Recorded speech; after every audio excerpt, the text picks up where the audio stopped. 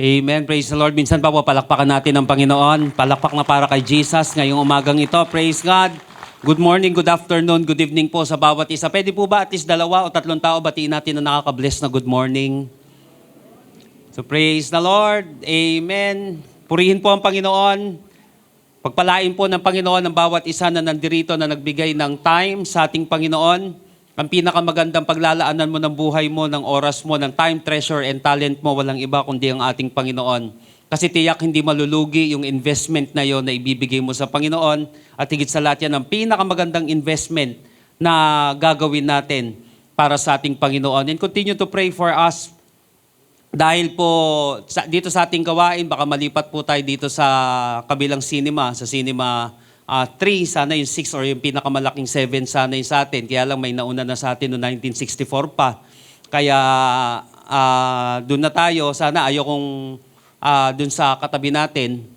Ayoko sanang katabi tayo ng Victory. Kasi kahapon nag-start na kami ng mentoring ng pastor dyan sa Victory.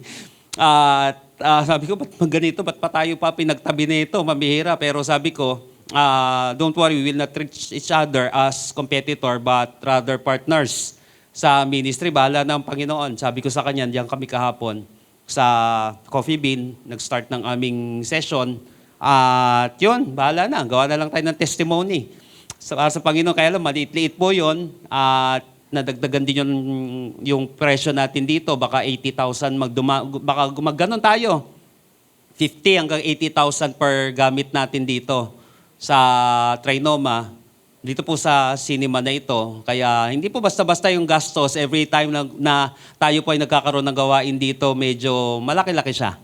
Medyo malaki-laki. But hindi naman nagkulang ang ating Panginoon mula pa noong 2017 dito. At naniniwala ako patuloy na binibless ng Panginoon ng bawat isa. Binibless ng Panginoon ang gawain natin. Paggawain ng Panginoon, walang pinto na bubuksan ng Panginoon na maiisara ng tao. At ano man ang gusto ng Panginoon, laging pinifinance ng Panginoon ang kanyang gawain. Higit sa lahat, lalo niyang pagpapalain yung mga tao na kung saan nagiging parte ng kanyang gawain. So patuloy po natin ipanalangin ito at baka magpasa din po tayo ng letter of intent na makakuha po tayo ng mas malaki na everyday natin magagamit dito sa Trinoma para naghahanap tayo kahit mga 300 seating capacity. Dati kasi 1,000 yung pinapahanap ko dito. Masyado yatang malaki at masyadong mahal. Baka mag 1 million per month tayo dito sa Trinoma. But nabi ko nga, where He leads me, I will follow. Kung saan tayo dadalhin ng Panginoon, sunod lang tayo. Because yun ang pinakamagandang direction sa lahat yung gagawin ng Panginoon. But naniniwala po ako, the Lord is doing something amazing sa atin pong gawain. The Lord is really moving in our midst. Ginagamit tayo ng Panginoon, hindi lamang sa kabuuan ng Amazing Hope dito sa Pilipinas at sa ibang bansa, kundi ginagamit din tayo ng Panginoon sa body of Christ. Ano man ang nangyayari sa atin dito, ay nagiging pagpapala po sa iba. So continue to pray sa atin pong gawain, yung mga gamit natin dito, yung ating mga gastusin, kasama po yan sa operation natin. Kaya minsan nga may nagtanong sa akin, pera-pera lang yan, yung mga preach-preach na yan, yung mga church-church na yan. Sabi ko, paano mo nasabi yon? Yung mga tithes and offering na yan, pera-pera lang yan. Ikaw ba nung sinisingil ka na Meralco, sinabi mo sa kanila, pera-pera?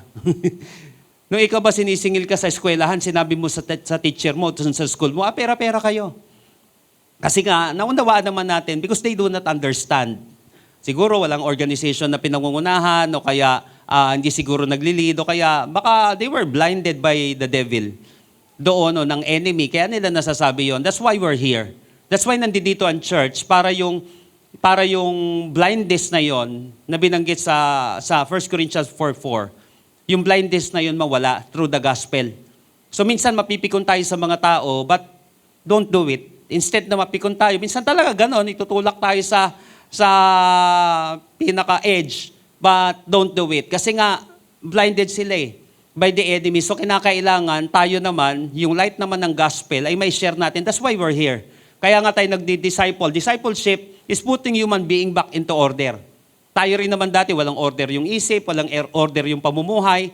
Kaya may discipleship. Kasi yung walang order na buhay, nilalagyan ito ng direksyon ng ating Panginoon. Kaya nga, the Lord is really doing something. Hindi lamang sa body of Christ, kundi sa Amazing Hope specifically. So continue to pray para po sa ating gawain. at patuloy na gamitin pa tayo ng Panginoon dito sa lugar na ito at sa iba't iba pang mga lugar. And I believe that, ulitin ko, kapag project ni Lord, ipipinance ng ating Panginoon. So praise the Lord. Purihin po ang Panginoon. Tayo po ngayon ay nasa panibagong series po natin ngayong month ng September entitled Worldly Christian. Sabi nga po natin, Worldly Christian. So pwede po natin itong medyo mapagpalit. Ano ba itong inimbento na naman natin na ito na Worldly Christian? Dito po pag-uusapan natin yung Bible's benefit, yung benefit ng salita ng Diyos for every believer. There are two kinds of Christians. Una, yung worldly. Ibig sabihin, makamundong Kristiyano. Pangalawa, yung worldly. Ito naman yung makasalita ng Diyos na Kristiyano. Isang makamundong Kristiyano, worldly, at isa namang makasalita ng Diyos na Kristiyano. Ito naman yung worldly. The question is, are you a worldly Christian or a wordly Christian? Makamundo o makasalita ng Diyos na mananampalataya.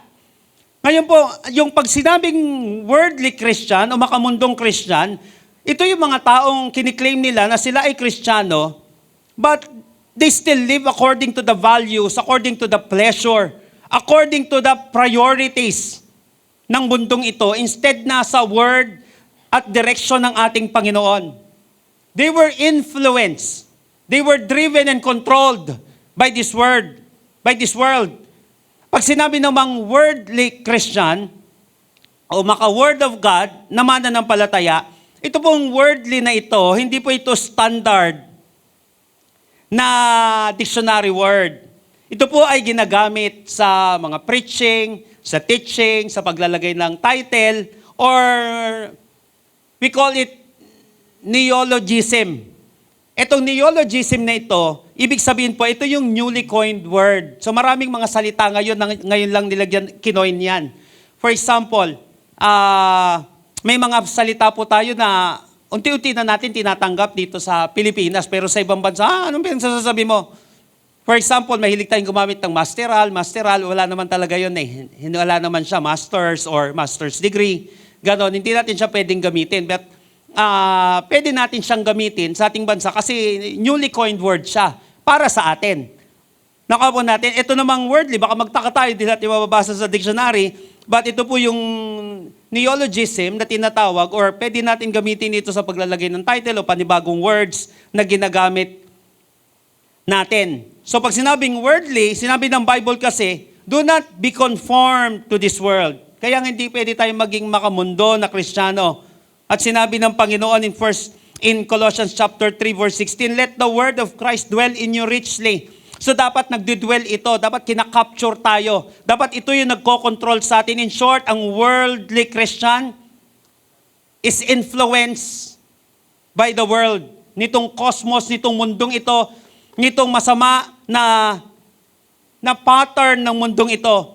Pag sinabi namang worldly Christian, ito naman yung mga mananampalataya na kung saan influenced by the word of God.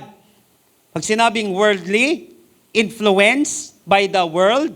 Pag sinabi namang wordly, na Christian, influenced by the word of God. Therefore, choose your influence. Dalawang importanteng bagay na kung saan mag-i-influence sa atin. Mundo o salita ng Diyos. Are you a worldly or wordly na Christian? Choose your influence. Why? Because we can be shaped by the Word of God or sharpened. We can be shaped by the world o ng mundong ito. Pwede tayong hulmahin ng mundong ito. Pwede tayong hulmahin ng negative na secularism. Sa kapapanood natin, kakausap natin ng tao, kung ano yung pattern nila, kung ano yung pamumuhay nila, we can be influenced by them.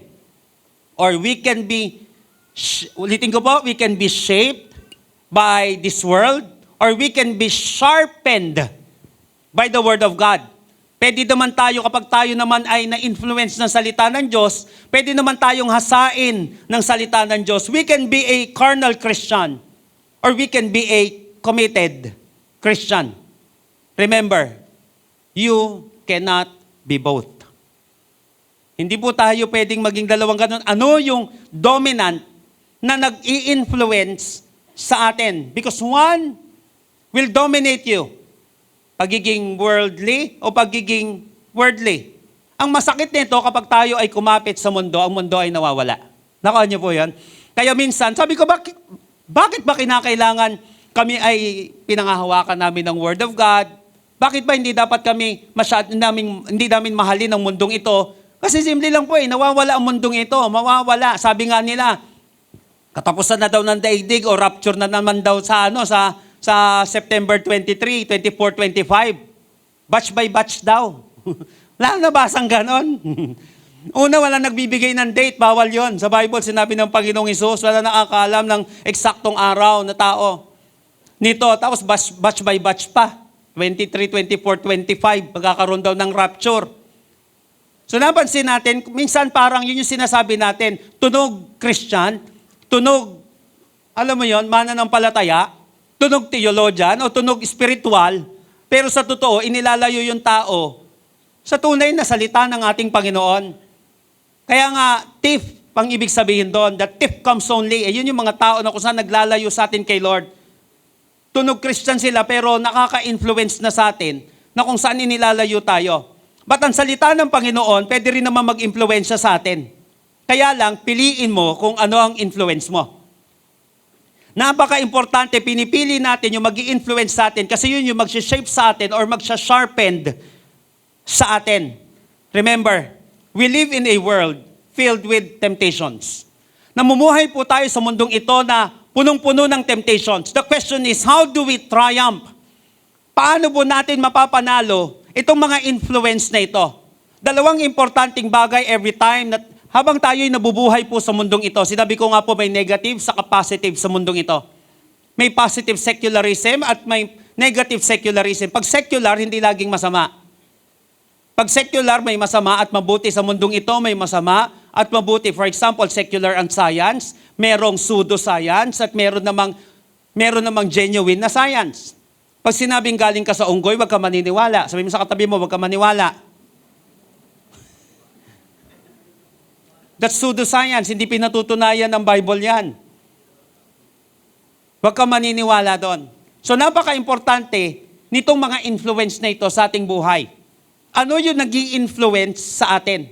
So pwede tayong ma-impluwensyahan nito, dalawang bagay. It can be instructed or imparted. Pwedeng ituro ng ituro sa'yo. Pwedeng ituro ng ituro sa mga anak natin na hindi natin alam yun na nagsha-shape sa kanila or nagsha-sharpen sa kanila o maging sa atin. We can be instructed, number one, or we can be imparted. Hindi mo namamalayan, hindi ka naman tinuturuan dahil kasasama mo ng kasasama, mamaya ganun na rin yung the way ka kumilos at ganun ka mamuhay. Kaya napaka-importante, choose your influence. So sa mundong ito, puno-puno ng temptations. It's either dalhin tayo sa tamang landas or tayo ay matempt na madala sa maling landas. Kaya lang ang tanong, paano mo maipapanalo yung laban sa mundong ito? Habang tayo ay nasa mundong ito, tad ito ng battle. But okay lang. Wala namang masasabing victory pag wala kang pinaglabanan. Sometimes peace can be achieved by war. May kapayapaan na kung saan ma-achieve mo lamang kung marunong ka makipaglaban. Gusto mo magkaroon ng peace financially, labanan mo kahirapan. Pag di mo nilabanan yan, wala mangyari. Gusto mo magkaroon ng panalo sa kalaban, sa kingdom of darkness. Kaya nga our battles not against flesh and blood, but against the powers of darkness. Ephesians chapter 6. May mga laban tayo, may kapayapaan na kung saan you can only be achieved by war, by a battle. May ganun talaga sa mundong ito. Laban siya. So napaka-importante na maipanalo natin itong mga influences na ito na pwedeng sumira sa ating buhay, sa ating pamilya, at sa ating pananampalataya. Now, ito maganda. Binigyan tayo ng salmista dahil lahat po ng pag-aaralan natin sa buong series na ito ay magmumula sa Psalm 119. Yung passage ng Psalm 119. Dahil ito po yung, by the way, sa kaalaman po ng iba, meron po tayong tinatawag na sinimulan po natin na 30 days daily devotion challenge. Sinimulan ko po yan sa mga pastor. Dahil sang-ayon po sa pag-aaral, sa 10 pastor, 3 o 4 lang ang nagdi-devotion daily. Ano ba bakain mo sa church? Bilang pastor, bilang isang leader. 3 hanggang 4 lang. Ang nagkakaroon ng personal na pagkain, personal na pakikiniig, napaka-intimate na relationship sa Panginoon araw-araw. Kung ang mga pastors ganyan, paano pa yung mga members? Eh di hawaan na lang yan. That's why po mga kapatid, thank God, tapos na po kami nung ibang mga pastors na direct sa akin at ibang natin mga leaders dito, nung nakaraan, natapos na natin yung 30 days na daily devotion challenge. Para nang sa gayon, 2 bagay. We can instruct the people, and we can also impart something for them. It's really hard to give what you do not have. It's really hard to impart something that is not a part of you. Mahirap. So kinakailangan sa atin muna magmumula yon. Sa atin muna mangyayari yon. Kaya buong Psalm 119, doon ko po kukunin lahat ng pag-uusapan natin kung gusto mong maging malapit sa salita ng Diyos, kung gusto mong ma-develop yung devotional life mo, mag-start ka sa Psalm 119. That's why dito ko sinimulan itong challenge na ito na dire-diretso. Pag pumalya, ulit-ulit sa number 1. Ganon yung mangyayari. Thank God, wala namang umulit. At nagdire-diretso sila. After nyan, hindi ko na po kukunin ulit yung devotion nila araw-araw. Ayaw ko mabombard naman. Gusto ko ginagawa ng isang leader ito nang hindi na siya binabantayan. Nagmumula na sa kanyang puso, but importante simulan sa training, sa equipping. Kaya 30 days po yun mga kapatid. Minimum niya 21, di ba? For you to create a habit. Tapos kinakailangan 100 plus days para ito ay maging lifestyle. So kinakailangan tinutuloy siya. Anything na gusto mo maging habit, gawin mo ito for 21 days. But kung gusto mo ito maging lifestyle mo na, gawin mo ito for how many months? 100 plus days na gagawin natin ito. So, binigyan tayo ngayon, thank God, dahil binigyan tayo ng salmista ngayon, paano natin maipapanalo itong mga temptations na ito? The world wants to influence us. The world wants to destroy us. Na hindi natin namamalayan. Nahihirapan ka ng baguhin yung pag-iisip ng anak mo. Why? Pwedeng hindi natin namamalayan na sinishape na pala sila ng mundo. Bakit ganito sila mag-isip? Bakit ang bilis sumuko? Bakit ang bilis bumigay? Bakit napaka-crooked nung kanilang mindset? Bakit ganito? Bakit napaka-toxic, napaka-negative? Why napaka-weak? Di natin nahalata sa kanila o sa atin? Why? 2 bagay, pwedeng naturuan, na-instruct, or na-impartan. Itong taong ito. Now, paano natin mapapanalo ito? I want you to open your Bible with me in Psalm 119 verse 11. Psalm 119 verse 11. Nagpapasalamat po ako sa Panginoon. Nung bago pa po ako mananampalataya, una, tinuro po sa akin na dito ako mag-devotion. Para makasanayan ko siya araw-araw. Pangalawa, salamat sa Panginoon dahil nabasa ko tong word na ito. Dahil galing po ako sa mundo at that time, napakahirap sa akin magbago. Napakahirap magbago sa isang tao na kung saan araw-araw, humihit-hit ako ng buntot ng demonyo. Ang sigarilyo ko po nun, 2 kaha, isang araw. Sabi ng tatay ko, papalaklakin niya daw ang 2 drum ng alak kapag nakita niyang umiinom ako. Hindi ako nagpakita. Pero mas malakas na ako uminom sa kanya. What happened? Kaya kapag naaamoy ko lang siya, gusto mo magbago pero hindi mo magawa. Why?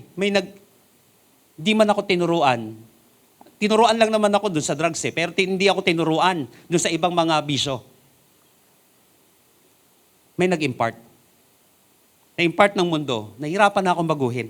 Thank God nabasa ko to. Psalm 119, verse 11. I have hidden your word in my heart that I might not sin against you. I have hidden your word in my heart that I might not sin against you. So join me in our message today entitled Word Power. Sabi nga po natin, Word Power. The secret to victorious Christian living. Ulitin ko, the thief comes only to steal and kill and destroy. Pumarito ang Panginoon to give us life and have it more abundantly. Ano ang gagamitin ng Panginoon? Primary na gagamitin ng Panginoon, of course, the Word of God. Now, the question is, how to use the power of God's Word? Paano po natin gagamitin yung kapangyarihan ng salita ng Diyos? Because we must know how to use the Word of God for maximum result. Ulitin ko po, we must know how to use the Word of God for maximum result. Why? It doesn't mean na ikaw ay may arnis, mapapanalo mo na agad yung laban. It doesn't mean na ikaw ay may kutsilyo, may baril, mananalo ka na. Eh, hindi mo naman alam gamitin. Ganun din sa Word of God. Ang Word of God, hindi na natin kailangan palakasin ito at gawing makapangyarihan. Likas na makapangyarihan na ang salita ng Diyos. But it doesn't mean meron kang sandata, mapapanalo mo. You must know how to use it. That's why a lot of people and a lot of Christians, may Bible naman daw sila. Nagbabasa naman sila ng salita ng Panginoon. Nakikinig naman sila. Bakit talunan pa rin? Sabi ko, because you don't know how to use it. So pwedeng may sandata ka, but hindi mo alam kung paano ito gagamitin. Ngayong araw na ito, i-equip tayo ng Panginoon how to use the Word of God for maximum result. Paano natin gagamitin ang salita ng Panginoon para nang sa gayon, maipanalo natin yung bawat laban sa ating buhay. Lahat po ng ready at excited na matuto at mabago, magsabi po ng malakas na Amen. Number 1, verse 11. I have hidden your word in my heart, that I might not sin against you. How to use the Word of God? Paano natin magagamit yung makapangyarihang salita ng Panginoon? First, treasure God's Word. Treasure God's Word. I have hidden your Word. The word hidden in Hebrew is sapan. Ito pong sapan na ito, it means to treasure. I have hidden, I have sapan your Word in my heart. To treasure, to store, conceal for safekeeping. Paano ba natin iti-treasure ang Word of God? Number 1, know its worth. Para ma-treasure mo ang isang bagay, dapat alam mo yung worth niya.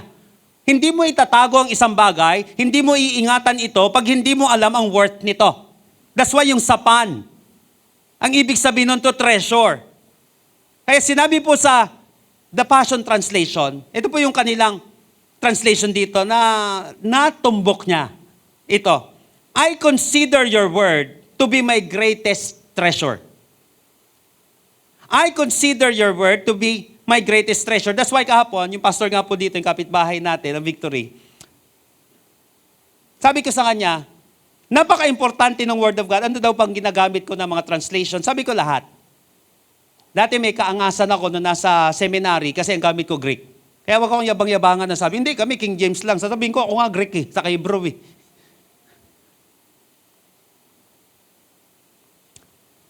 Kaya lang, sabi ko, bakit gumagamit kami ng iba't ibang translations? Gumagamit ako dito, hindi para pasunurin ang salita ng Panginoon sa gusto kong mangyari. Gumagamit lang ako nito pag nakikita ko na yung pinanggalingan ng salitang ito, lumapat dito sa translation na ito. Hindi para pasunurin ko yung Word of God sa kagustuhan ko, kundi sumunod tayo sa salita ng Panginoon. So kung ano yung translations na mas malapit-lapit dito at mas mapapaliwanag at mas mauunawaan ng mga nakikinig, yun ang gagamitin ko. Hindi para pasunurin yung gusto ko, yung idea ko, hindi para pasunurin yung Word of God. Bali po yun, eisegesis ang tawag doon. Imposition ang tawag doon. Ini-impose ko yung gusto ko doon sa point na gusto ko mangyari. Ang exposition po, ini-impose ng Word of God sa akin yung gusto niya mangyari. Tandaan natin, pag imposition, word of men yon, salita ng tao. Pag exposition, word of God yon, salita ng Diyos. Kaya nga ginagawa natin, napansin niyo po, pinipiga natin yung salita ng Panginoon para kahit paano ma-assure natin na galing sa salita ng Diyos, yung pinag-uusapan natin. Salita ng tao, hindi makakabago yan. Salita ng Panginoon na makakabago at makakaayos ng ating buhay. Makakapagligtas sa atin.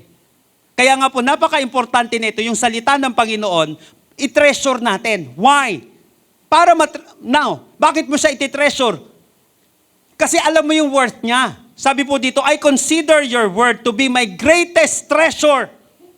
I treasure it in my heart to to keep me from committing sins, treason against you. Hindi mo iingatan ang isang bagay na kung saan hindi mo naman alam o kaya hindi mo alam yung worth niya. Napansin niyo po, may mga bagay na hinahayaan ka lang sa tabi kasi para sa iyo mababa yung value niya. Pero sino po sa inyo may bag ka ngayon, may pitaka ngayon? Tagong-tago. Bakit? Sayang yan. $100, yan. O sino sa inyo ngayon may tinatago-tago ka na napakamahal? Bakit yung tinatago mong maigi? Kasi alam mo yung worth niya. Kaya maraming mga tao, hindi nila tinitreasure ang word of God because they don't know its worth. Sinabi ng salmista, I consider your word to be my greatest treasure. Greatest treasure. Ang word para sa kanya ng salita ng Panginoon, ito yung pinakamatinding treasure na pwedeng magkaroon ng tao. Ulitin ko po, sabi ni Jesus, heaven and earth will pass away, but my word will never pass away. Sinabi sa book of Isaiah, the grass withers and the flowers fall, but the word of God stands forever. The word of God is flawless. The word of God is perfect, reviving the soul. Napaka-importante kung alam lang ng tao kung gaano katindi itong treasure na ito. Gagawin natin sinabi ng salmista para magtagumpay siya. I have hidden your word in my heart. No, it's worth. Dapat makita natin, kaya sinabi ko ang word of God ay hindi lang siya tinatabi sa bahay. Dapat tinitreasure mo siya. Know its worth. Dapat alam natin kung gaano kahalaga ito. Kung may mapa para marating natin yung isang kayamanan o yung isang napakagandang lugar, kailangan mo mag-waste, kinakailangan may mapa ka para marating mo yun. Ang buhay ng tao may mapa din. Itong salita ng Panginoon. Without it, ligaw ang tao. Kaya sinabi sa Matthew 4:4, hindi lamang sa tinapay na bubuhay ang tao, kundi sa bawat salita na namumutawi sa bibig ng ating Panginoon. Whether believer or unbeliever, kapag walang word of God, disaster yung buhay niya. Ang isang tao na kung saan wala ang salita ng Panginoon sa kanyang buhay, spiritually malnourished. Unbeliever nga, spiritually dead eh. Pero kahit Christian, spiritually alive, pero wala yung word sa kanya, hindi niya ito tinitreasure, spiritually malnourished, kaya andaling maimpartan. Kaya andaling magoyo ng kalaban. Kaya andaling mawasak ng kalaban. Kasi hindi niya tinitreasure ito. Why? Hindi niya alam yung worth. I consider your word to be my greatest treasure.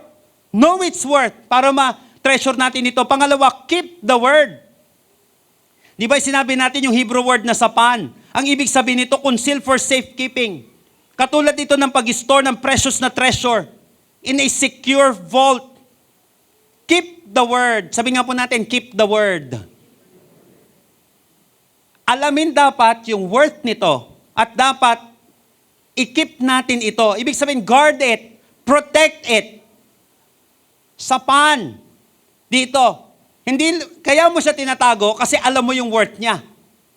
Kaya mo siya iingatan because you know its worth. Kaya hindi ka pumapayag na Sunday, hindi ka nakakarinig ng Word of God, ng preaching ng Word of God. Kaya hindi mo hahayaan na kung saan lilipas ang araw, nang wala ka na pagbulay-bulayan o narinig, nakain na salita ng Diyos. Kasi alam mo yung worth niyan. Kaya nga sinasuggest ko, maganda mag-devotion paggabi, pero sana magkaroon ka ng pagkain bago ka umatake sa bawat araw. Basta ka lang ng Word of God, 5 minutes. Sama mo na yung prayer mo. Internalize mo lang, kahit 1 verse lang. Bakit pagtapos niyan may laban ka? Sa araw na yon. Bakit mo gagawin yon? Kasi alam mo yung worth ng salita ng Diyos. Pangalawa, keep it. Why? Bakit kinakailangan natin i-keep it? Ba't may sapan dito? I have hidden your word in my heart. Napaka-importante po nito kasi katulad ng pinag-usapan natin noong nakaraan, kayang nakawin, hindi ng demonyo kayang nakawin mismo ni Satanas. Yung word. Ibig sabihin, gagawin niyang makalimutan mo yung salita ng Panginoon na yon. Parable of the sower, Mark chapter 4, verse 15. Sometimes the teaching falls on the road. This is like the people who hear the teaching of God. But Satan quickly comes and takes away the teaching that was planted in them. Gagawin ni Satanas yan. Kaya nga sinabi ko nga, walang pakialam si Satanas kahit mapuno tayo dito every Sunday. Puno nga every Sunday, hindi naman nakatutok sa Word of God. Naglalaro ng Roblox, naglalaro ng ML, naikipag-chat, kung kani-kanino, sige, gumanyan ka lang. Hindi mo naman mapakinabawan yung Word of God eh. Hindi naman porket may baril ka, magagamit mo yan. Hindi naman porket may sandata ka, magagamit mo yan. Sige lang. Pag mo intindihin, why? Satan quickly comes and takes away the teaching that was planted in them.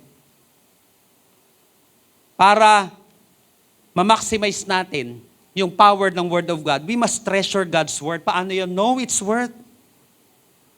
And keep the Word. Ito matindi. Napansin niyo po, hindi demons eh. Satan quickly comes. Bakit boss agad? Sa dinami-dami ng mga fallen angels. Na, alam niyo po ba mga kapatid, ang description ng Bible sa mga angels, mas marami pa yan sa mga stars. Eh ilan ng stars? Akala nila dati millions lang. Ngayon ilang billion na yung stars. Mamaya dyan trillion na daw ang stars sa buong universe. Akala nila iilan lang. O sabi mo ng trillion, mas marami na sa tao yan. Ang mga stars, 1/3 nun. Sabi ng Book of Revelation, yun yung mga fallen angels. Yun yung mga masasamang spirito. Doon po sa ABC, sa Bible School natin, na expose natin doon, dalawang uri ng fallen angels. Mababasa natin sa Bible, may mga nakakulong. Na mga demonic spirits, mga angels, nakakulong yon. Pero may mga malalaya. Yun yung mga kumikilos sa mundong ito. Ang dami niyan. O, ito ngayon ang tanong, bakit hindi yung mga tauhan ni Satanas ang kumilos? Bakit si Satan mismo? Every time na makakapakinig ang tao, gagawa yan ng paraan. Si Satanas, na siya mismo gumagawa ng paraan. Huwag mo lang maingatan ng Word of God. Why? Tandaan mo, hindi na nakawin ni Satanas kung walang value sa'yo yung Word of God. Hindi siya mismo ang kikilos kung nakikita niya walang value sa buhay mo yan. So it is important to understand that Satan doesn't want you to gain any more ground through God's Word. Ayaw ng Satanas na malamangan mo siya. Dahil alam niya, kapag na-treasure mo yung Word of God, nasa iyo na yung greatest treasure sa mundong ito. May panama ka na at may panlaban ka na. Malinaw yan, kaya siya mismo ang kikilos para wag mong maalala yung Word. Nakuha po natin yun, para i-treat natin siya na parang mababa lang yung value na pwedeng sa gilid-gilid lang. O mamaya kalimutan ko na siya. Kasi nga napaka-importante, alam niya malalamangan mo siya. Alam niya may laban ka mamaya. Alam niya may laban ka sa kanya pagdating sa trabaho. Alam niya kahit bigyan ka niya ng discouragement, makakabangon ka. Kapag may Word of God ka. Alam niya kahit na ma-depress ka at magkaroon ka ng anxiety pag nakarinig ka ng Word of God at treasure mo ito, alam niya magkakaroon ka ulit ng kapayapaan. Maliwanag sa kalaban yan. Tandaan, kapag ang salita ng Diyos ang iyong kayamanan, siguradong hindi ka mapupuruhan ng kalaban. Kapag ang salita ng Diyos ang iyong kayamanan, tsatsakin ko kapatid, hindi ka mapupuruhan ng kalaban. Tandaan, ang Kristiyanong mayaman sa salita ng Diyos, laging lamang sa kalaban. Alam ni Satanas yan. Kaya siya mismo kikilos. Kaya lang, yari na siya kapag treasure mo ang Word of God. Paano mo siya treasure? Know its worth. And then keep the Word. Kaya nga importante tinatandaan. Kaya nga pilit natin gumagawa tayo ng paraan. Paano magiging katanda-tanda itong Word na ito? Madali lang mag-preach eh. Sige, rambul-rambulin mo na yan. Bahala na, gayahin na lang natin yung iba. Sige, kwento ka na lang magkwento. Gano'n ka ng Word of God, tapos magkwentuhan tayo dito. Kaya lang, mahina yung retention. Kaya hindi po ganun kadali. Bukod sa mag-aaral ka na, mag-exegete ka ng maigi. Kung may hermeneutics, lalagyan mo pa ng homiletics para lang matandaan ng tao na nakikinig. Mabilis nilang matandaan para may baon tayo pag uwi natin sa bahay. May baon tayo, madaling matandaan, madaling maisulat, madaling mai-transfer sa iba. Kasi ang bagay na natutunan mo, sinagawa mo, at itinuro mo sa iba, mahirap makalimutan. Treasure God's Word, know its worth, and keep the Word. Sabi nga po ulit natin, treasure. Ulitin ko, ang Kristiyanong mayaman sa salita ng Diyos, laging lamang sa kalaban. Pangalawa, ito maganda to. Tignan niyo po, 11. I have hidden your word in my heart that I might not sin against you. How to use the powerful word of God properly. Paano ba natin magagamit ito para sa ating buhay ng maayos? Number 2, transform through God's word. Una, ititreasure pala, ulitin ko hindi porket may sandata ka, mapapanalo mo yan. That's why a lot of Christians, may Christian naman ako, bakit ganon? May Bible naman ako, kasi hindi siya treasure eh. Hindi siya ginagamit na treasure. Kasi pag treasure, pinapahalagahan. Kasi alam niya yung worth at alam niyang protektahan ito. Pinoprotektahan niya ito sa pamamagitan ng pag-aalala, sa pamamagitan ng pag-share para wag niya makalimutan. Gagawin kasi lahat ng kalaban para makalimutan natin yung ating mga natutuhan. Kasi alam niya may lamang na tayo sa Kanya. Alam niya may panlaban tayo sa Kanya. Mamaya pag-usapan natin yun, pangatlo. Alam niya may kalalagyan siya sa atin eh. Kaya siya mismo yung kikilos. Kaya we must keep it. Keep it. Pangalawa, transform through God's word. I have hidden your word. Maganda, yun po. I have hidden your word in my heart. Yung word po na ginamit dito na heart is the Hebrew word leb. Ibig sabihin, center of will, thought, and emotion. Center of will, thought, and emotion. Pag sinabi pong heart sa Bible, hindi laging literal na puso. Ito yung spiritual na puso na kung saan ito yung sentro ng will, ng thought, saka ng emotion ng tao. Center. Now, paano ba tayo matatransform? Through God's word. May laban tayo kapag treasure natin ang salita ng Panginoon. Pangalawa, kapag tayo ay nabago sa pamamagitan ng salita ng Panginoon. By the way, gusto natin magbago, ang pinakamagandang tool, Word of God. Kasi pag word ng tao, minsan makikita mo yung tao, ano ba to, nagpe-fail naman to, ano ba to, ganyan. Minsan, alam mo yon, minsan madi-discourage ka eh. Minsan nababago. Eh, ang Word of God stands forever. Kaya ang pinakamagandang foundation ng isang tao, ng pamumuhay niya, ng mga desisyon niya sa buhay, Word of God. Kasi napaka-firm na foundation ng salita ng Word ng ating Panginoon. The Word of God is firmly, sabi doon, firmly founded. Kumbaga, yung pundasyon nito hindi na magigiba. Heaven and earth will pass away, but my word will never pass away. Kaya nga pinamaganda, gusto mo magbago? Transform through God's word. First, let the word of God sink deep into your heart. Kasi yung leb dito na ginamit. Word, I have hidden your word in my heart, center of will, thought, and emotion. Let the word of God sink deep into your heart. So the word of God must be planted deeply. Hindi lamang sa surface. Kaya pala hindi napapanalo ng isang Kristiyano ang isang laban kasi nasa surface lang. Wala doon sa kaibuturan ng puso. Ika nga natin sa Tagalog. Nasa surface lang siya. Remember that God's word is not meant to stay on the pages of the Bible. Ang word of God is not meant to stay on the pages of the Bible, but to be deposited in the heart. Hindi lang dapat siya nananatili sa pages ng Bible. Dapat na i-deposit ito sa puso ng isang tao. I have hidden your word. Where? In my heart. So let the word of God sink deep into your heart. Doon mababago ang isang tao. Ezekiel chapter 3, verse 10. Actually, ang ganda rin ng verse 11. Basahin nyo na lang po yun sa inyong mga Bible. But Ezekiel chapter 10, chapter 3, verses 10 hanggang 11. And he added, Son of man, let all my words sink deep into your heart. First. Tignan nyo po si Ezekiel, propeta. Napaka-importante. O pwede bang gora na agad? Pwede bang laban na agad? Pwede bang battle na agad? Pwede bang preaching na agad? Hello, sabing ganon. Son of man. Sabi dito, let all my words sink deep into your heart first. Listen to them carefully for yourself. Tapos dun sa 11, saka ka mag-share.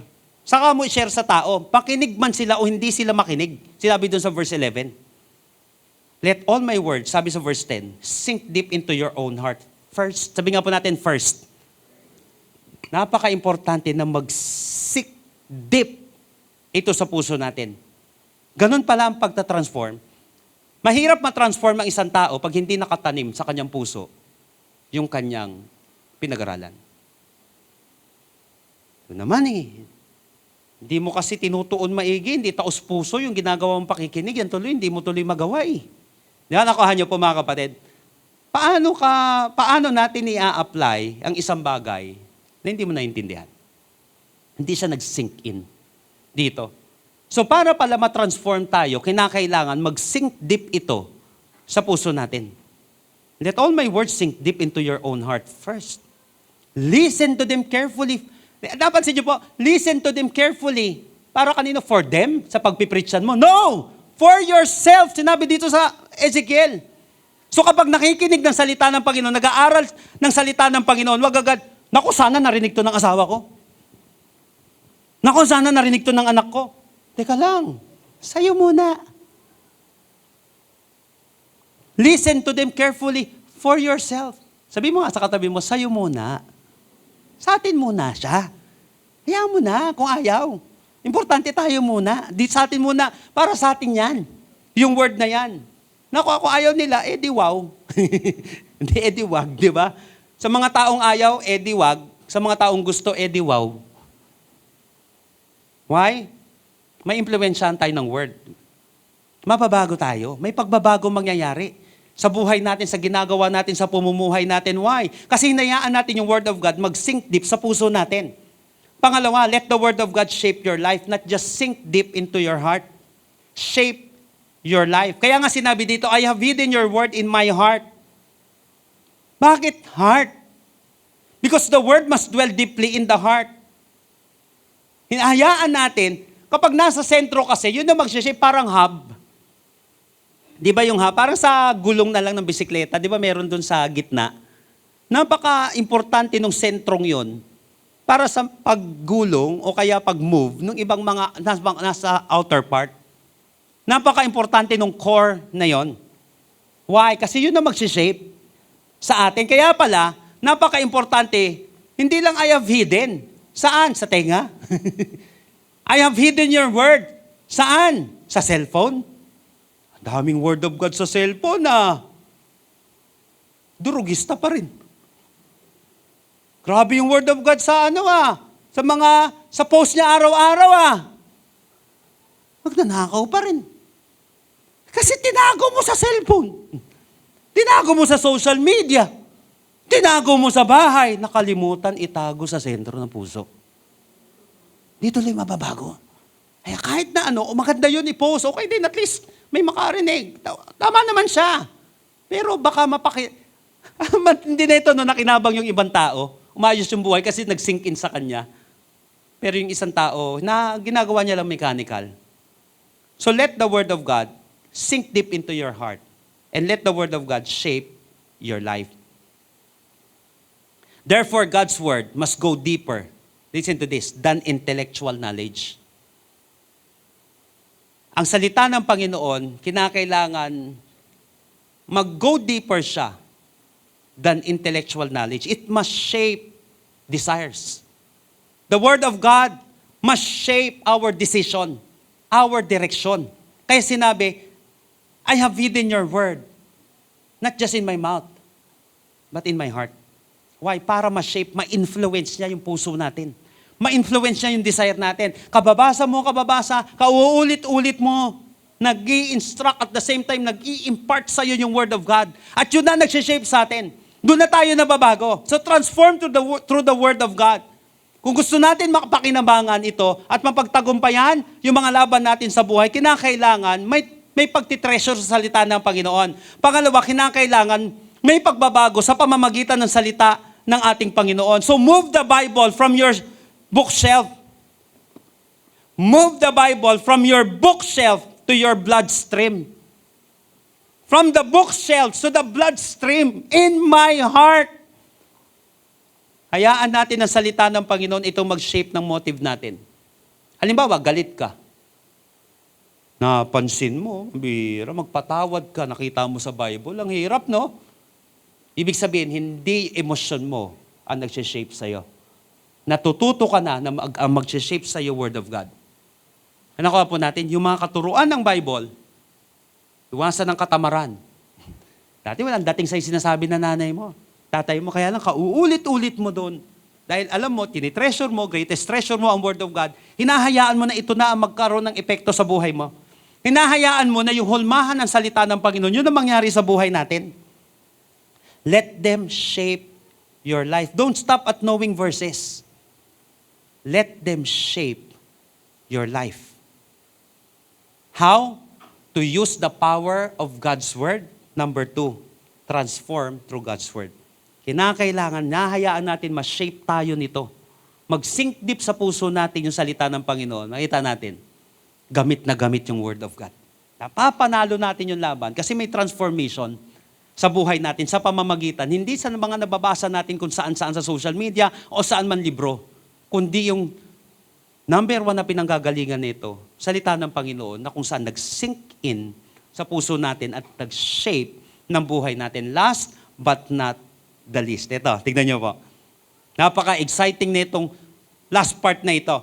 Verse 11, I have hidden your word in my heart, that I might not sin against you. How to use the power of God's word? Number 1, ano po yung number 1 natin kanina? Treasure God's word. Number 2, transform through God's word. And then number 3, triumph through God's word. Triumph, that I might not sin against you. Hindi lamang gawing yaman, pinakamatinding yaman ng salita ng Diyos. Pangalawa, kinakailangan ang salita ng Diyos, gamitin natin para magbago sa buhay natin. Ayun, mag-shape sa atin. Yun ang mag-influence sa atin. At pangatlo, magtagumpay tayo sa pamamagitan ng salita ng Diyos. Now, paano tayo magtatagumpay sa pamamagitan ng salita ng Diyos? Use the Word of God first as a weapon. Gusto mo magtagumpay? Kailangan mo ng weapon. Gamitin mo ngayon yung Word of God. Huwag mong itok-tok to sa kung kanino, sa anak, sa asawa. Ginanon natin. Huwag ganon. Sabihin mo sa katabi mo, huwag ganon. Hindi yun. Weapon to. Paluin kita na itong Bible. Huwag ganon. Hindi po yun ibig sabihin nun. So, the Word functions, remember, as shield and sword. Ang function kasi ng Word of God, nagpa-function ito na shield, panangga, at sword. Napansin niyo po yung Ephesians chapter 6? Armor of God. Ang daming binanggit doon, panangga. Pero may binanggit doon, verse 17. Put on salvation as your helmet. The helmet of salvation. Panangga na naman. Pero may binanggit doon. And take the sword of the Spirit, which is the Word of God. So ang salita ng Panginoon, nagsiserve siya as a shield and sword. Mahirap manalo pag puro depensa. Kinakailangan may pang-opensa ka, kaya may sword of the Spirit. Pero ang Word of God, nagiging shield din siya para sa atin. Panangga sa atake ng kalaban. Every time na may mga doubt na ibinibigay sa iyo ang kalaban, naalala mo, have faith. Have faith. Ganun yung Word of God. So, ibig sabihin, may shield ka na ngayon. Nakuha po natin yan. Kasi ibobombard tayo ng salita ng mundo, salita ng kaaway, salita ng demonyo para ma-wash out yung pinaniniwalaan natin. Para ma-wash out yung tatag mo. Para ma-wash out yung talino mo. Gagawin niya tayong hangal para matanggal yung mga bagay na ito. Pero kailangan mo ng shield. At the same time, kailangan mo ng sword. Take the sword of the Spirit, which is the Word of God. So use the Word of God as a weapon. By the way, sinabi po dito sa text natin, I have hidden your word in my heart that I might not sin against you. Yung sin po na ginamit dito, mga kapatid, sa Hebrew is to miss. Halos same din pagdating doon sa Greek. Sa Greek kasi, hamartia. Dito sa Hebrew, kata. Ang ibig sabihin yan, to miss the mark. Pag sinabing nagkasala, hindi mo natumbok. Romans, for all have sinned and fall short of the glory of God. Yun po yung sin, hamartia. Yun din yung kata sa Hebrew. Ibig sabihin na mismo yung kalooban ng Panginoon. Halimbawa, may trabaho ka, hindi mo nagawa na mismo yun, sin yun. Nakawa po natin, sin na mismo siya. Hindi kasi yun yung kalooban, iba yung tinamaan mo. Kalooban ng kalaban. So that's why ang pagkakasala, you miss it. Hindi natin ginawa yung tama. So pag hindi natin ginawa yon, we miss it. At sinabi dito, I have hidden your word in my heart that I might not sin against you.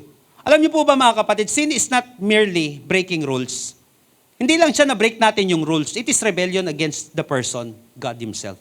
That I might not sin against you. So ang kasalanan, hindi lamang nakakasakit ng kapwa, nakakasakit din kay Lord. Nakahapon natin. Habang buhay na lang ba masasaktan ng Panginoon sa pamamagitan natin? Hindi. May panlaban tayo eh. Minsan masaktan man si Lord, but thank God, kasi kinokorek tayo ng Word of God. That's why ang Word of God, for teaching, for rebuking, for correcting, for training in righteousness. Ibig sabihin, for teaching, right start. Di ba? The Word of God tells us what is right for teaching. For rebuking, the Word of God tells us what is not right. Ibig sabihin ng rebuking, ini-expose ano yung hindi tama sa buhay natin every time na nagbabasa tayo ng Word of God. Pangatlo, the Word of God tells us how to get right. Kasi pwedeng giniltrip lang tayo ng giniltrip ng isang tao. Hindi ka naman tinuruan paano ka magbabago. Hindi ka naman tinuruan paano mo maitatama ito. Kaya ang Word of God tells us not just what is not right, but may correcting. It tells us how to get right. Tapos sinabi doon sa Timothy, training in righteousness. Ano yun naman? How to stay right. Paano mo mapapanatili iyon? So ibig sabihin, pwede pala na hindi natin nami-miss yung mark. Why? Kasi may weapon tayo. Triumph through God's Word. Ipanalo mo, kapatid, yung mga laban na yan sa buhay mo sa pamamagitan ng salita ng Panginoon. So use the Word of God as your weapon. So the Word of God guards the believer from sin and enables us for holy living. Tinutulungan tayo ng salita ng Panginoon. Pangalawa, use the Word of God not just as a weapon, but to win. Gamitin mo yung salita ng Panginoon kasi hindi ka lang lumalaban for the sake of makalaban. Please don't do it. Halimbawa, nilalabanan mo kahirapan, nilalabanan natin yung bisyo, lumalaban tayo sa mga battle sa buhay. Huwag ka lang lumaban for the sake of fighting. Lumaban ka for the sake of winning. Para maipanalo mo. So, ibig sabihin, hindi lang siya sisimulan. Kinakailangan ng consistency, ng discipline dito. Use the Word of God to win. So, every time temptation comes, ano gagawin natin? Recall the Word of God. Like Jesus in the wilderness. Maganda po yun no? Matthew 4:4, saka Luke 4:4. Sinasagot lagi ni Jesus Christ si Satanas ng it is written. Oh, by the way, listen to this. Anong pinanlalaban ng demonyo kay Jesus Christ? Word din. So minsan, makinig maigi dito. Alam mo, ang gagamitin ng pangwasak sa atin ng demonyo, hindi lagi word ng mundo. Hindi mo namamalayan. Yung mga Word of God na napagbabasa natin at napapakinggan natin ng kung sino-sino, ay katulad din ng Word of God na ginamit ni Satanas kay Jesus Christ. Bakit? Madidisip tayo. Hindi, Word of God din naman yan eh. Wala namang pinagkaiba eh. Hello, tama Word of God yan. Ang pinagkaiba, yung tinuturo niya kung ano-anong kademonyohan. Kung anong kamalian. Kung anong pagtitwist sa gospel. Nakaapo natin yun, okay lang yan. Na ganito, napansin niyo po yung Word of God din naman, nagsasite din ng verse ang demonyo eh. So pwede niyang gamitin yun sa mga mananampalataya. Kaya importante yung exposition na sinasabi ko po. Kaya nakakatakot na kung saan pinagkikwentuhan lang natin, hindi natin napipiga ito, hindi pinag-aaralan na maigi. Ang tao naman tuwan-tuwa syempre doon. Tuwan-tuwa, nakakiliti lang sa, ano mo yun, sa pandinig, pero hindi napipiga. hindi na i-expose yung kalooban ng Panginoon through His Word, sa pamamagitan niya ng kanyang salita, hindi tayo mananalo. Kasi wala tayong weapon. Ang weapon, hindi yung simpleng binanggit, kundi yung katotohanan. Kasi yung binanggit ng demonyo, word eh. Kaya lang si Lord, in-expose niya. Napansin niyo po yung labanan ni Jesus Christ sa kanang demonyo, may exposition na ginawa si Lord doon. Hinabi niya, anong ibig sabihin nito?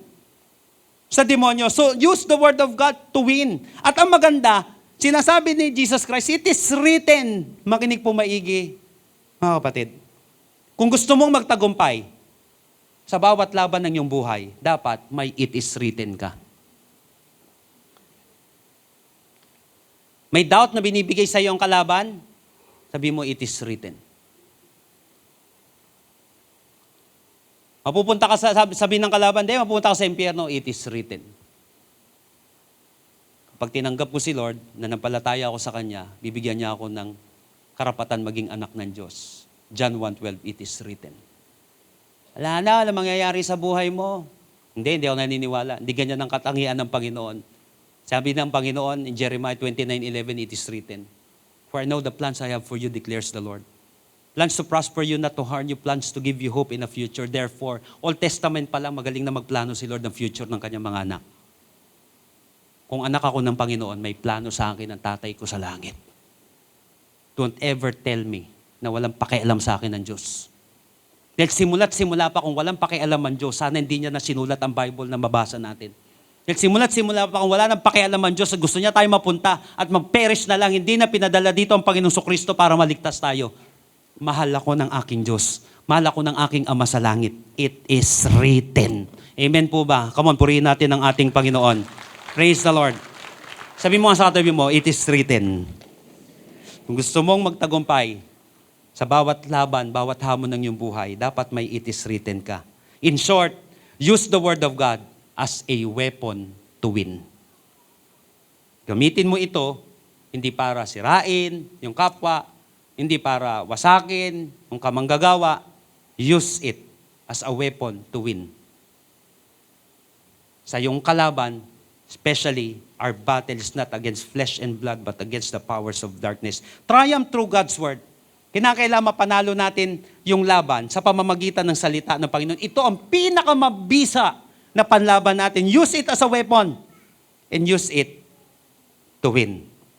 So I hope that starting today, hindi lang natin tangan-tangan ang salita ng Panginoon. Hindi lang ito nasa bookshelves natin. Hindi lang siya nasa cellphone natin. Una, anong gagawin po natin? Sabi sa Psalm 119 verse 11, binigyan na tayo ng secret to victorious Christian living. I have hidden your word in my heart that I might not sin against you. How to use the word, the powerful word of God sa buhay natin? Ulitin ko po, hindi porket meron tayong armas, mapapanalo mo ang laban. That's why a lot of Christians hindi napapanalo ang laban, they don't know how to use the word of God. The word of God itself ay likas ng makapangyarihan. But it doesn't mean nasa iyo ang pinakamalakas na sa eroplano, pinakamalakas na sandata, mapapanalo mo na. Lalo, kung hindi mo alam gamitin ito.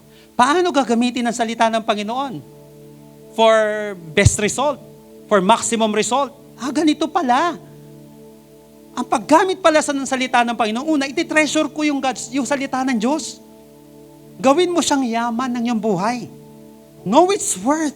Na para bagang kapag hindi ka nakarinig ng salita ng Panginoon, kulang ang buhay mo, totoo naman. Dahil kapag wala ang salita ng Panginoon, malnourished ako. Diyan, takot ng takot si Satanas. Biruin mo, yung binasa natin kanina sa Book of Mark, hindi niya inutusan yung kampon niya. Yung kampon ng kadiliman, siya mismo ang pupunta.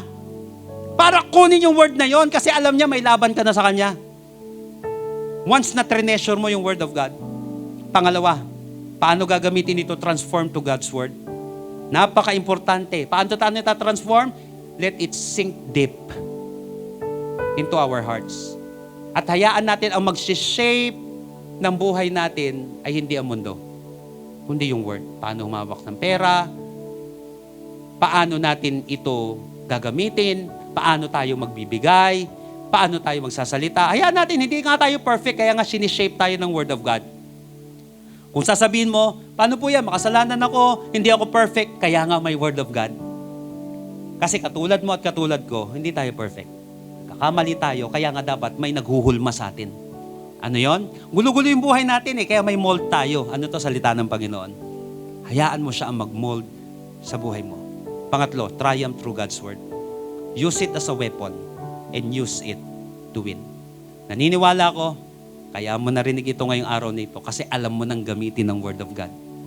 Alam mo na kung paano ito gagamitin for best result, for maximum result. Hindi madali. Hindi madali mag-aral ng isang sandata ng isang gamit. Hindi madali.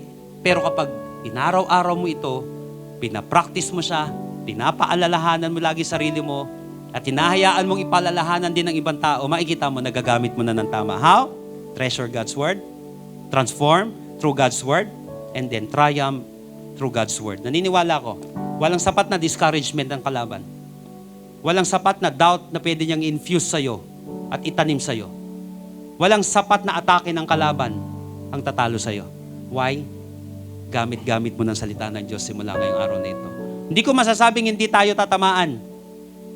Pero ang sasasabi ko, kaya mong mapuruhan ng kalaban. Why? Pinakamakapangyarihan na ang salita ng Panginoon. Greater is He that is in me than he that is in the world. The Holy Spirit is the author of the Word of God. Tandaan po natin, all Scripture is inspired by God. All Scripture is God-breathed. And it's useful for teaching. It's useful for rebuking, for correcting and training in righteousness. Useful ang salita ng Panginoon. Gamitin mo na ngayong araw na ito. Maniwala ka kapatid, magkaroon man tayo ng battle. Huwag ka mag-alala. Yung battle na yan, may ito-turn into victory. Kasi wala namang tagumpay kung wala kang pinaglabanan at pinanalunan. Naniniwala ko, starting this week and starting this year, marami ka pang maipapanalo na laban sa iyong buhay. Dahil sa pamamagitan ng ating Panginoon. Come on, praise the Lord right now. Kung makakatayo ka ngayon, please stand in the presence of the Lord. Before po tayo manalangin, I want to remind you that temptation is everywhere. Hindi mo ito maiiwasan, lagi nandyan. Bakit hindi mo maiiwasan ng temptation? Even Jesus Himself. Hindi niya naman naiwasan eh. Nakakaya po natin yun. Hindi niya naman naiwasan. Kaya nga, it doesn't mean na may temptation ka, nagkasala ka na. Hindi. Natural yan. Tinatamaan tayo ng mga temptations kahit saan. Ginagamit na ng kalaban ngayon.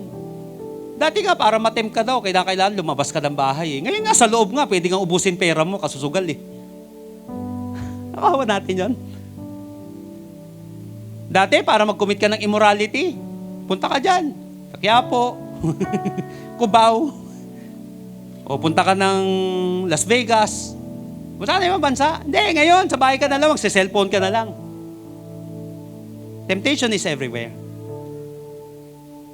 Dati, huwag kang lalabas para sa mga bata, para huwag kang masira ang buhay mo. Hello. Ngayon, kahit nasa loob yan, mawawasak ang buhay niyan. Madidepress yan sa loob pala ng bahay. Temptation is everywhere. So the psalmist shows us the secret of victory. Ano ba ang secret ng victory? Not just willpower. Listen to this, but word power. Hindi, kaya ko to. Sariling lakas. Hindi mo kakayanin. Kaya mo si Satan. Kaya mo yung 1/3 ng powers of darkness. Makapangyarihan. Hindi willpower, but God's power. God's word. Word power. Yung kailangan natin. So when the word of God is treasured daily, planted deeply, and used as a weapon, we become victor and not victim. Dalangin ko, hindi ikaw yung susunod na biktima, kundi ikaw yung susunod na wagi. Hindi ikaw yung susunod na sawi, kundi ikaw yung susunod na wagi para sa kalwalhatian ng ating Panginoon. Treasure the Word of God. I have hidden your Word. Listen to this before I end. Balikan po yung word natin ngayon. I have hidden your word in my heart that I might not sin against you. Treasure it, transform through it, and then triumph through it. Ngayon ang tanong, kapatid, kumusta puso mo? Ano yung laman ng pusong yan? Meron po akong kino-coach.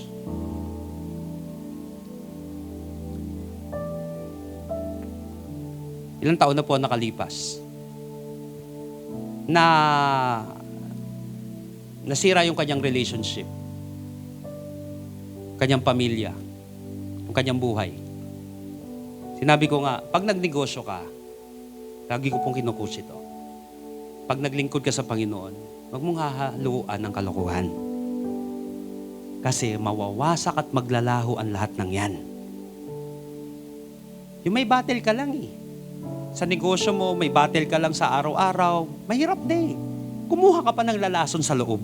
Pag hinaluan mo yun ng kanyang, wasak yan. Yun nga nangyari. Nawasak. So nag-usap kami. Counseling. Sabi ko, burahin mo na yung number na yan. Sabi ko, burahin mo na yan. Huwag ka na munang maipag-usap. Tanggalin mo na muna yan sa cellphone mo. Eto, masunurin. Binura. Blinak. So praise the Lord. Pagkaraan ng ilang buwan, nagpakulit. Sabi ko, ba nangyari? Sabi niya gano'n, sensya na po. Nagawa ko ulit eh. Pinuntahan ko ulit. Kinontak ko po ulit. Kaya ganon. Bakit? Nakita ko. Binura sa cellphone. Pero hindi binura sa puso't isipan. Binura mo yung number, sa ulo mo naman. Wala rin. Nakontak mo ulit. Patay. This year po, may dinisiplina ako na, leader ng church. Na-restore naman na po, praise the Lord. Nakabalik na sa ministry. Ubus yung kaperahan. Pastor na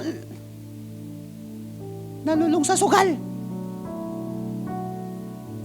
Nabura yung number ng online gambling. Bura. Tapos mamaya nadagdagan ulit yung utang. Nagsugal-sugal ulit. Bakit? Binura mo yung number. Nakatanim naman yung number sa puso't isip mo. Nakuha natin. Kaya sabi dito, I have hidden your word in my heart that I might not sin against you. Why? Kapag ang word of God, wala lang sa surface. Wala lang sa TV. Ang word of God, hindi lang nasa cellphone. Kundi nilagay mo sa puso't isipan mo. Tambakan ka ng problema. Tambakan ka ng kalaban. Pag yan namang word of God na nakatanim sa puso't isip mo, maniwala ka. Kahit anong gawin sa'yo, mapapanalo mo ang laban. Kasi manakaw niya man yung pages ng Bible, hindi niya mananakaw yung salita ng Panginoon na nakatanim sa'yo ngayon sa puso't isipan mo. Wala na siyang panalo ngayon. At hindi ka niya mawawasak. Why? Treasure mo yung word of God sa puso mo. Church, kumusta puso mo ngayon? Ano yung mga nakatago sa puso mo ngayon? I have hidden your word in my heart. Yung nakatago sa pusong yan, parang vintage na bomb yan. Yung mga vintage na bomba, na kahit na matagal na nakatago, pwede mag-explode. So ano yun nakatago sa puso natin, na anytime, pwede mag-explode.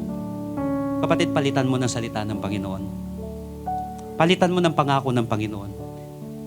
Lagay mo si Kristo sa puso mo. Maniwala ka, kapatid. You will have life. And you will have it abundantly. Gusto ni Lord, wag mawasak ang buhay mo. Gusto ni Lord, mabuo ka, kapatid. Siya dapat na nasa puso. Siya dapat na nasa puso't isipan. I have hidden your word in my heart that I might not sin against you. I want you to close your eyes right now. Pagbulay-bulayan natin ang salita ng Diyos nating napakinggan. Kumusta, kapatid, yung lagay ng puso mo ngayon? Ano yung mga nagbo-bombard sa puso't isipan na ito? Ano yung mga worries? Ano yung kaba? Ano yung mga itinanim ng kalaban mula noon pa, nung bata ka pa? Mula noong mga nakaraang taon, nakaraang araw, nakaraang buwan. Ano yung mga nakatanim dyan na anytime pwedeng pasabugin ng kalaban? Para bumalik ka sa dati mong buhay. Para masira yung pamilya mo, yung negosyo mo. Yung ministry na ibinigay sa'yo ng Panginoon. You know the secret already. You know how to use the power of God's Word already. Treasure God's Word. Lagay mo si Lord sa pusong yan. Palitan mo yan, kapatid, ng mga kasinungalingan ng kalaban. Palitan mo yung puot na yan ng pagmamahal ni Kristo. Mag-unload ka, kapatid. Ngayong araw na ito. I will give you a few seconds right now. Unload it. Ngayong oras na ito, if you want Jesus to dwell in your heart, to dwell in your life right now, yung pangako niya, yung salita niya, kapatid, kung ikaw man ay nalulubog sa isang sitwasyon ngayon, na halos ang hirap, parang nasa kumunoy ka, ng hirap mo nang bumangon, hayaan mo si Kristo, kapatid, na manahan sa iyong puso. Mananalangin tayo ngayong oras na ito. Maybe this is your first time na gagawin mo ito. And maybe you want to recommit your life to the Lord. I don't know. But ngayong araw na ito, kapatid, is the day of salvation. This is the day of breakthrough sa iyong buhay. Bibilang ako ng 3, kapatid. Tataas mo na mabilis yung kamay mo. Mananalangin tayo. At naniniwala ako, kapatid, kikilos si Lord sa buhay mo. Sinabi ng Bible, hindi itatakwil ni Lord yung mga taong lalapit sa Kanya. Do you want Jesus right now to rule and reign sa puso mo? Gusto mo ba, kapatid, na maipanalo yung mga laban na yan? Mananalangin tayo ngayon. Lift up your hands. Come on. 1, 2, 3. As our hands lifted high right now, mananalangin tayo. Susundan din tayo ng iba for the benefit ng mga taong gustong manalangin ngayong araw na ito. But make it your personal prayer. And I believe that after this, your life will never be the same again. Tell it to Jesus right now. Lord Jesus, come into my life. I surrender my heart to you. I admit that I'm a sinner. But I believe that you are my Savior. Starting today, be the Lord of my life. Save me. In Jesus' name. Amen. But then, sabi ng Bible, yet to those who receive Him, to those who believe in His name, He gave them the right to become children of God. Kung tinanggap mo si Lord sa puso mo ngayong araw na ito, kapatid, yan ang pinakamagandang desisyon na ginawa mo. Ginawa ka niyang anak niya kung first time mong ginawa ito, kapatid. Hindi ko sabi ni Lord. Kaya may katiyakan ng kaligtasan mo. Diyan magsisimula ang lahat kapag si Jesus na ang laman ng iyong puso. And for everyone today, na kung saan bombarded ng kung ano-ano sa kanyang buhay, na winawasak siya ng mga alalahanin na yan, pumatama yung ginawa mo ngayong araw na ito na desisyon, kapatid. Hayaan mo mag-sink in yung word ni Lord sa puso mo ngayong araw na ito. Ngayong oras na ito, kapatid, I will give you 30 seconds to 1 minute. Unload mo yan. I-rebuke mo yan, kapatid, ngayong araw na ito. Palitan mo ng word ni Lord. Palitan mo ng pangako ng salita ng Panginoon.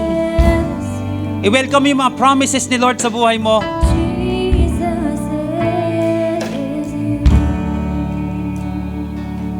Tanggalin mo yan, kapatid, sa puso mo ngayon. I-rebuke it. Baka yan ang nagdudulot ng karamdaman, ng kalituhan sa buhay mo. Let God heal you today. Habang ikaw ay nananalangin, meron dito pinapagaling ka ni Lord. Meron dito pinalalaya ka ng Panginoon. Meron dito may vision na kung saan ang tagal-tagal mo na, kapatid, na tangan-tangan. Binibigyan ka ng Panginoon ng kapayapaan. Binibigyan ka ng Panginoon ng kalayaan. Pinapalaya ka ng Panginoon sa mga dead words na matagal na, mga seeds na yan, na kung saan itinanim sa'yo ng kalaban. Na yung iba pa explode na. Yung iba nag-explode na. Ba't ngayong araw na ito, pinapalitan mo ito ng pangako ni Lord? Hinahayaan mo si Lord na mag-rule at mag-reign sa iyong buhay. Lord, I pray for your peace right now. Na mag-rule at mag-reign sa puso ng bawat isa. Save your people, God. Comfort your people today. Let your peace which transcends all understanding rule us today. I pray for shalom, God. Peace and prosperity be with us, Lord. Mag-unload ka, kapatid, at mag-load ka. Palitan mo, kapatid, yung mga doubt na yan. Palitan mo yung pagkawasak na yan. The Lord can change you. He loves you so much. Mahal ka ni Lord, hindi mo na pakinggan ito nang wala lang. God wants to give you breakthrough. He is healing someone right now. The Lord is touching someone right now. May ibinabangon, may iniaahon ng Panginoon ngayong araw na ito. Oh Lord. Confess something if you want. Repent. Nakikinig si Lord. Handa siyang yakapin ka, patawarin ka, linisin ka. Handa si Lord baguhin yung puso mo, yung isip mo, yung buhay mo. God wants to renew you. He wants to refresh you today. Kapayapaan ng Panginoon ay sumaiyo ngayong araw na ito.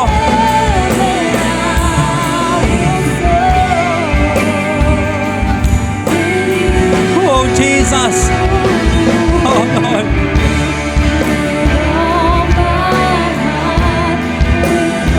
Oh Jesus.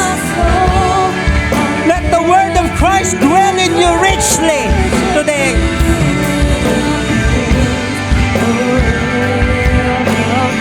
The Spirit of God is here.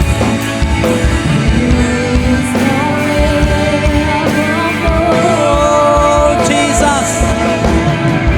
Holy Spirit, envelop this place right now. Transform lives.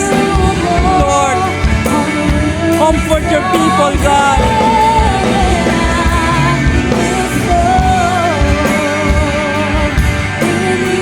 Oh Lord.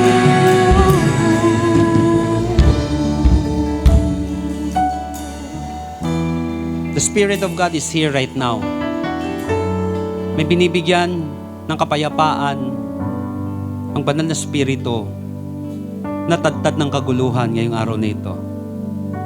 Receive God's peace right now. Lord, comfort this person, God, na restless. Ilang araw na siyang restless, Panginoon. I pray, God, bigyan mo po ng assurance ang anak mong ito ngayong araw na ito, Lord. Meron dito nawasak yung kanyang buhay, yung kanyang puso. I pray, God, na muli mong palakasin, muli mong i-restore ang kanyang buhay, Panginoon. Bigyan mo po ng pag-asa ang bawat isa. Lord, kakapit po kami sa salita mo at hindi ko sa kani-kaninong pangako, Panginoon. Yes, maganda minsan, Lord. Yes, minsan, Lord, yung pangako naman nila, Panginoon, ay taos-puso naman, Panginoon. Pero, Lord, hindi perfect. Kaya mas kakapit kami sa pangako mo, Panginoon. Ngayong araw na ito. Makapit po kami sa salita mo. Hayaan mo po yung salita mo na aming napakinggan na magdulot sa amin ng katagumpayan. Ngayong linggong ito, Panginoon, hindi lang kami lalaban. Hindi lang kami may lalabanan, Panginoon, na pagsubok, kundi, Lord, magtatagumpay kami sa laban ngayong linggong ito, Lord. Salamat po. Hayaan mo po, ipakita mo, iparanas mo ang iyong kapangyarihan sa bawat isa. Lahat po ng aming napakinggan, maranasan nawa ng bawat isa. Katagumpayan mula sa Panginoon ang sumaating lahat. Salamat po, Panginoon. Pinupuri ka po namin, dinadakila. Salamat sa kaligtasan. Salamat sa kapayapaan. Salamat, Panginoon, sa pagbunot mo at pagbunot mo sa amin sa mundo at pagbubuo mo ng buhay namin. Salamat sa pangako mo, Panginoon, na hindi magbabago. Salamat sa pangako mo, Panginoon, na pwede namin laging panghawakan. Salamat po sa salita mo na pwede namin ipanglaban, Panginoon, laban sa atake ng kalaban. Salamat po sa salita mo na nagbigay sa amin ng katagumpayan, kagalingan, kapayapaan, at kasaganaan ngayong araw na ito. Ito po ang aming panalangin sa pangalan ni Jesus. Amen and amen. Come on, purihin natin ang Panginoon. Purihin mo yung Diyos na kung saan nagpala sa iyo ngayong araw na ito. Praise the Lord. Hallelujah. Praise God.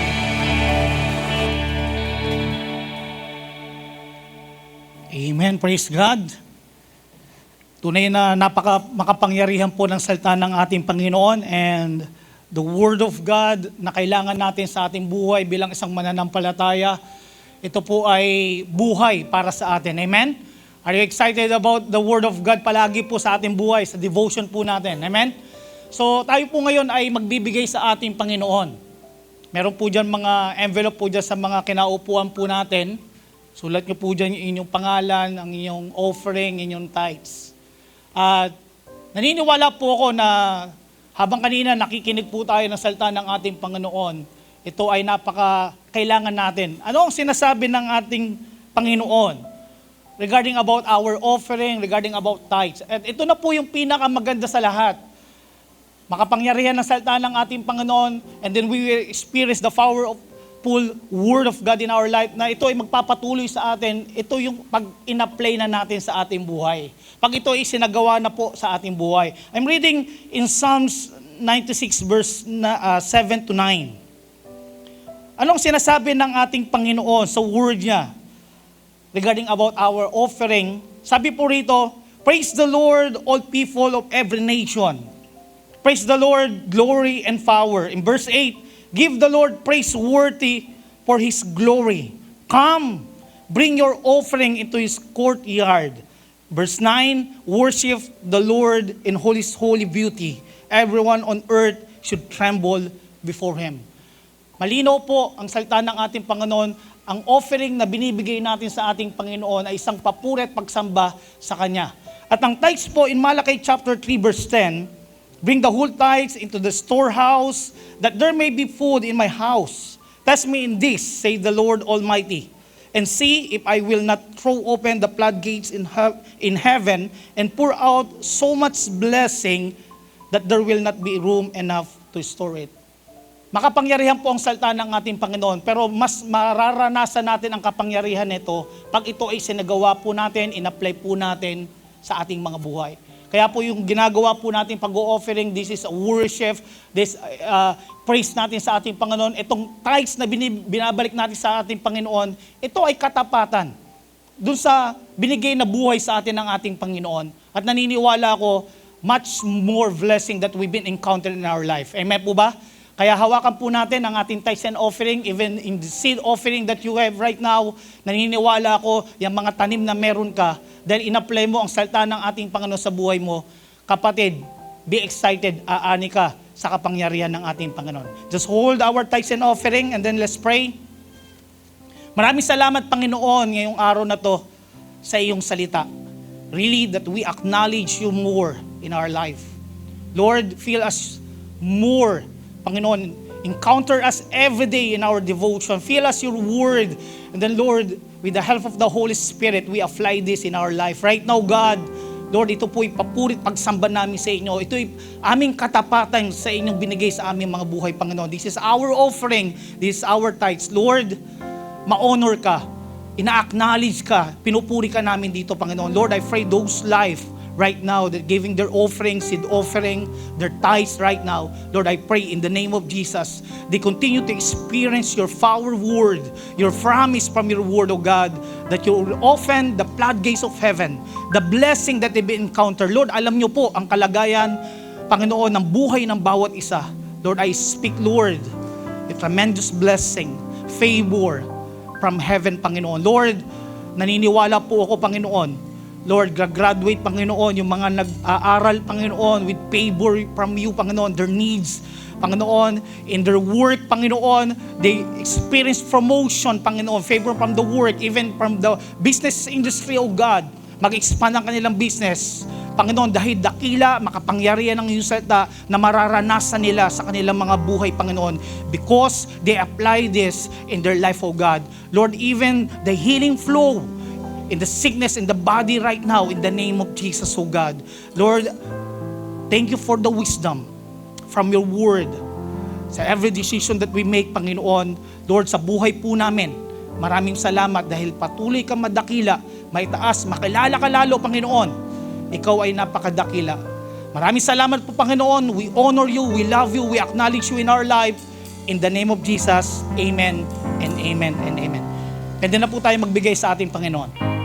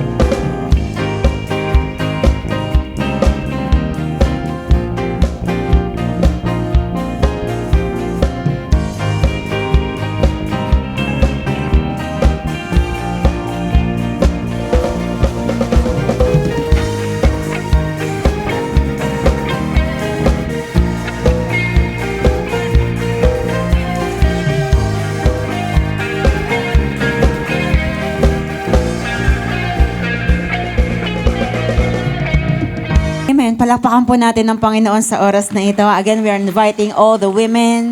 Kung yung katabi mo ay babae, sabihin mo sa kanya, pwede siyang sumama. This coming Thursday na po yan, that will be the second to the last na women empowerment po natin for this year lang naman.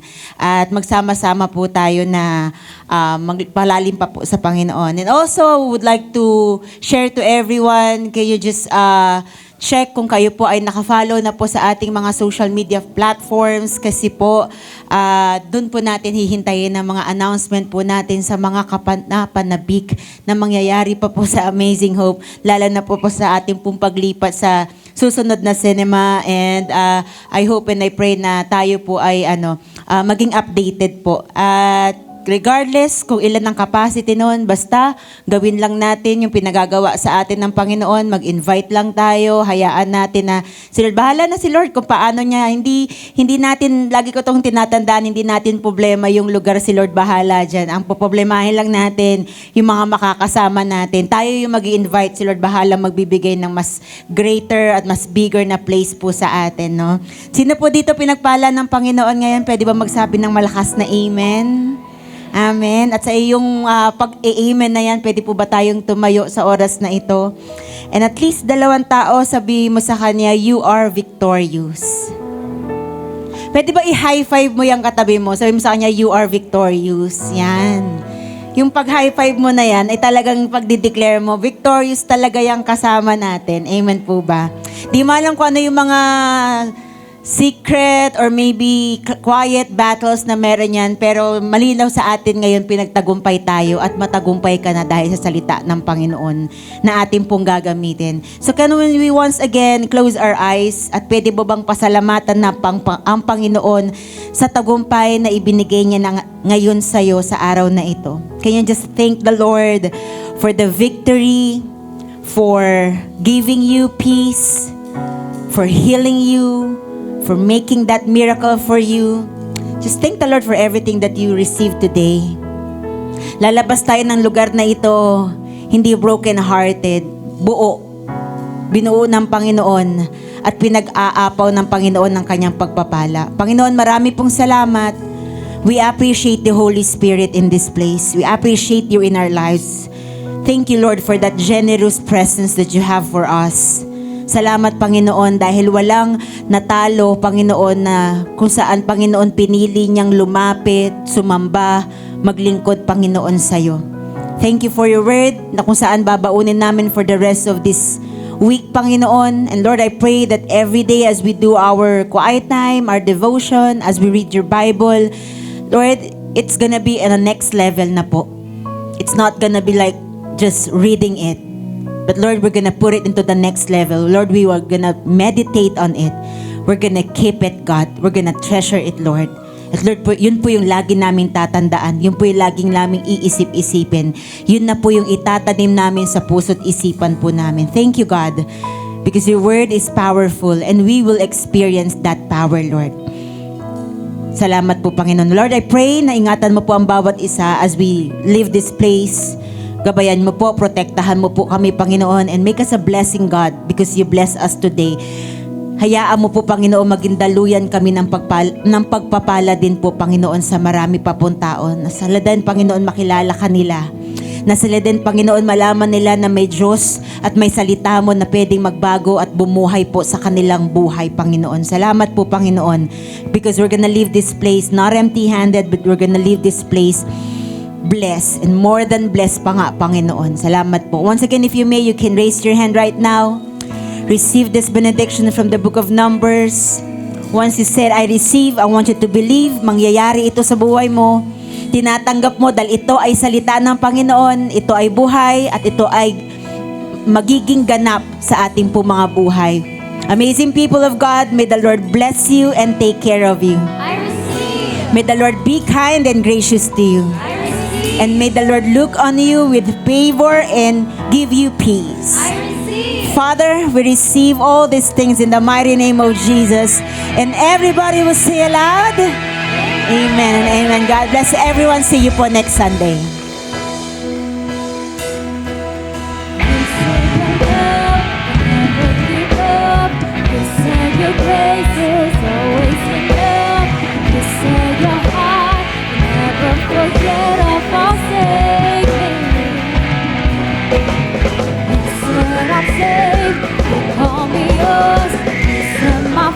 Full of your hope, never fail.